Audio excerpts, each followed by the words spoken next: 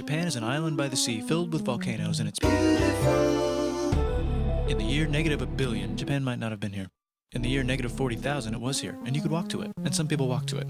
Then it got warmer, some icebergs melted, it became an island, and now there's lots of trees, because it's warmer.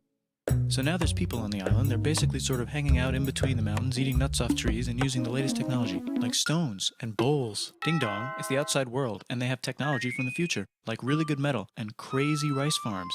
Now you can make a lot of rice really quickly.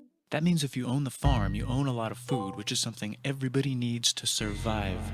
So that makes you king. Rice farming and rice kingdoms spread across the land, all the way to here. The most important kingdoms were here, and here. But this one was the most important, ruled by a heavenly superperson, or emperor for short. Knock knock, get the door, it's religion. The new prince wants everyone to try this hot new religion from Biekt. Please try this religion, he said. No, said everybody. Try it, he said. No, said everybody again, quieter this time. And so the religion was put into place, and all the rules that came with it. Then the government was taken over by another clique, and they made some reforms, like making the government govern more, and making the government more like China's government, which is a government that governs more. Hi, China, they said. Hi, dipshit, said China. Can you call us something else other than dipshit, said Japan. Like what, said China. How about Sunrise Land, said Japan. And they stole China's alphabet and wrote a book about themselves. And then they made lots of poetry and art and another book about themselves. Then they stopped moving the capital every time the emperor died and kept it in one place for a while, right here. And they conquered the north, finally. Get that squared away.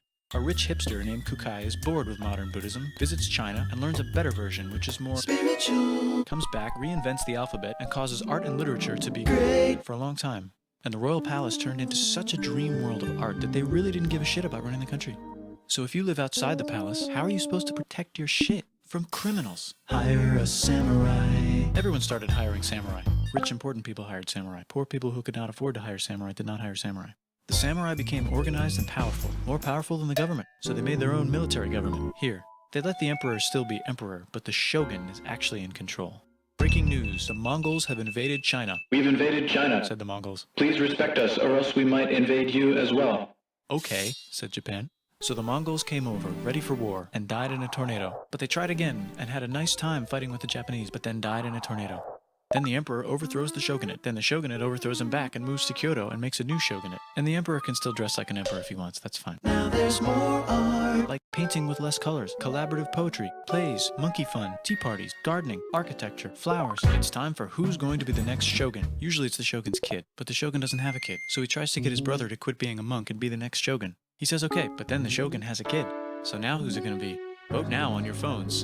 And everyone voted so hard that the palace caught on fire and burned down. The shogun actually didn't care, he was off somewhere doing poetry. And the whole country broke into pieces. Everyone is fighting with each other for local power, and it's anybody's game. Knock knock, it's Europe. No, they're not here to take over, they just want to sell some shit, like clocks, and guns, and Jesus. So that's cool, but everyone's still fighting each other for control, now with guns. And wouldn't it be nice to control the capital, which right now is puppets, with no one controlling them. This clan is ready to make a run for it, but first they have to trample this smaller clan, which is in the way. Surprise, the smaller clan wins, and the leader of that clan steals the idea of invading the capital and invades the capital. And it goes very well. He's about halfway through conquering Japan when someone who works for him kills him, and then someone else who works for him kills them, and that guy finishes conquering Japan.